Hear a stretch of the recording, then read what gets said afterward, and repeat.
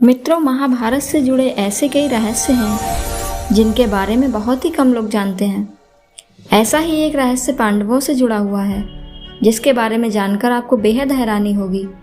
ऐसा माना जाता है कि पांडवों ने अपने पिता की मृत्यु के बाद उनके मृत शरीर का मांस खाया था।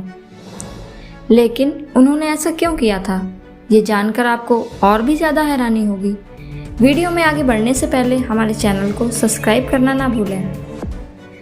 मित्रों, कहा जाता है कि पांडवों के पिता पांडु को किसी ऋषि ने श्राप दिया था कि अगर वो किसी भी स्त्री से शारीरिक संबंध बनाएगा तो उसकी मृत्यु हो जाएगी। इसी के चलते उन्होंने कभी भी अपनी पत्नी कुंती और माद्री से शारीरिक संबंध नहीं बनाए थे।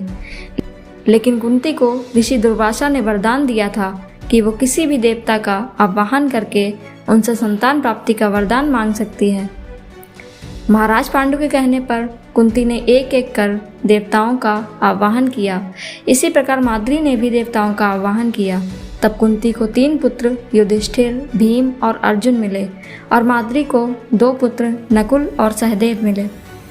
माना जाता है कि एक दिन पांडु खुद पर नियंत्रण न रख सके और उन्होंने माद्री से शारीरिक संबंध बना लिए। ऐसे में ऋषि के शाप के अनुसार महाराज पांडु की मृत्यु हो गई।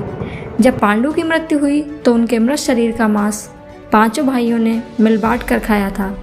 उन्होंने ऐसा अपने पिता पांडु की ही इच्छा के अनुसार किया था, क्योंकि 5 पांडव उनके वीर से पैदा नहीं हुए थे। इसलिए पांडु का ज्ञान और कौशल उनके बच्चों में नहीं आ पाया था।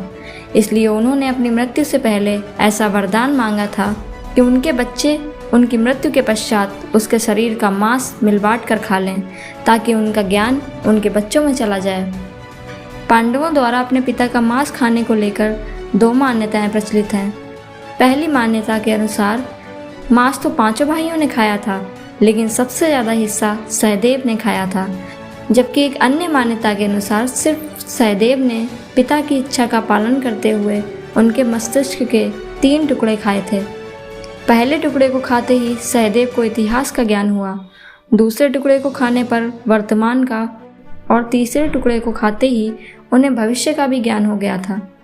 मित्रों, महाभारत से जुड़ी ये रहस्यमयी जानकारी आपको कैसी लगी, हमें कमेंट में ज़रूर बताएं। जय श्री कृष्ण। धन्यवाद।